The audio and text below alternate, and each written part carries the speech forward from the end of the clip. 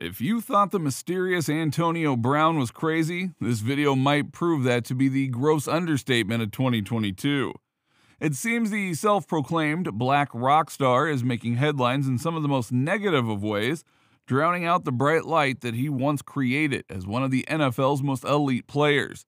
In the most recent months, this Super Bowl champion has literally exposed himself indecently in Dubai, taunted a legendary ex-teammate by posting pics with his wife, and made stupefying comments on one of the world's most popular podcasts that would even leave his friend Kanye West baffled.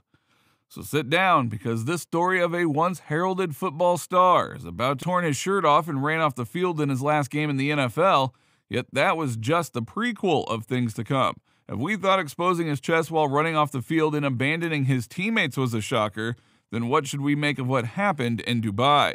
Antonio Brown is certainly no stranger to controversy. The All-Pro receiver has been involved in a number of high-profile incidents both on and off the field. But his latest escapade takes the cake. Brown was caught on video giving a new perspective to the term tight end, shoving his bare buttocks into the face of a stunned woman in an outdoor swimming pool at a swanky Dubai hotel. He then lifted his manhood out of the water and whipped it in her direction, as wide-eyed vacationers watched in shock.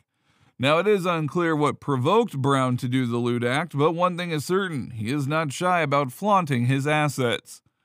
Brown runs the 40-yard dash in 4.47 seconds, but apparently he gets acquainted with the women he meets even faster than that. Brown, who has a history of off-the-field antics, was reportedly meeting a woman for the first time when the encounter took place. Eyewitnesses said the woman was visibly upset after his exposure. It remains unclear what exactly happened during the encounter, but it seems clear that Brown is not exactly Romeo when it comes to romancing women.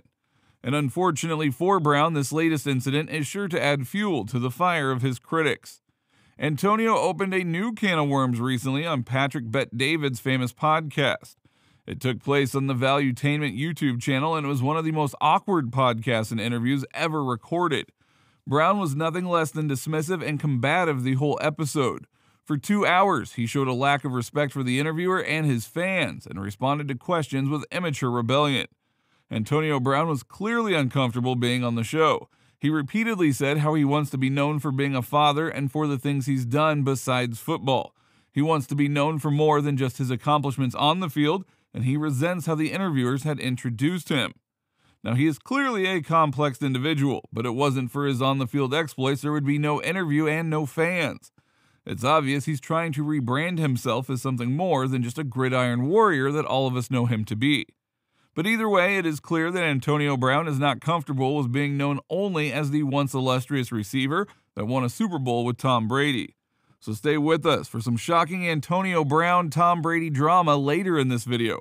And we have more bombshell information from the recent interview with Patrick David. The top 10 whiteout of all time had the same attitude about football even further back when he was on the Steelers before he went to Oakland. "I don't even have to play football if I don't want," he told Jeff Darlington of ESPN. "I don't even need the game. I don't need to prove nothing to anyone. If they want to play, they're going to play by my rules. If not, I don't need to play. Obviously, I want the game, but I don't need the game. It's a difference." Now, he is clearly one of the oddest individuals the NFL has ever seen, and he has a laundry list of questionable decisions of character. We remember him confronting and throwing a ball at Ben Roethlisberger and deciding not to show up to practice for the week, only to show up on game day in a fur coat. He finally left his team at halftime during one game to signal the end of his stay in Pittsburgh.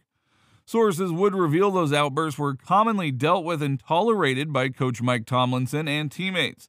Shortly after, he would sign a deal with the Oakland Raiders for $50 million and show up to training camp in a hot air balloon. When he got to Oakland, he immediately rebelled and wanted to wear the old helmets, which had been decertified in the NFL. Out of 2,000 players in camp, Antonio was the only one that had an issue with the new, safer helmets.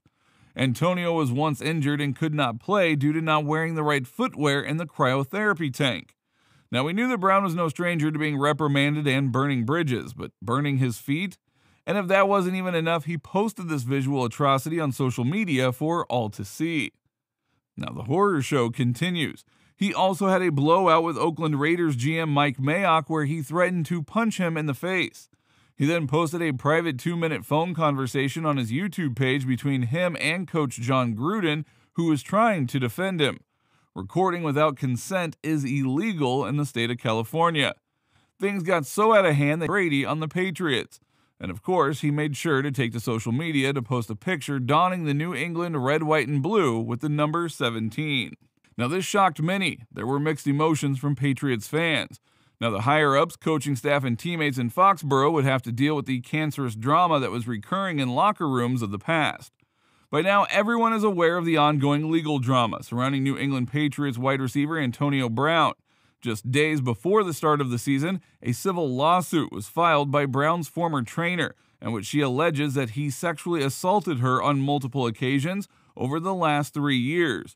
And these allegations are just the latest in a long string of off-field incidents for Brown, who has been involved in everything from domestic disputes to public arguments with his coaches. As a result, many have begun to wonder if he is more trouble than he is worth. At this point, it seems clear that Brown is not going to change his ways anytime soon. So the question was if the Patriots are willing to put up with his antics in exchange for his prodigious talent on the field. Shockingly, and briefly after, Antonio posted a picture of the accuser's children and asked the public to dig up dirt on her social media. From the Patriots to the Buccaneers, Brady and Antonio had a great working relationship.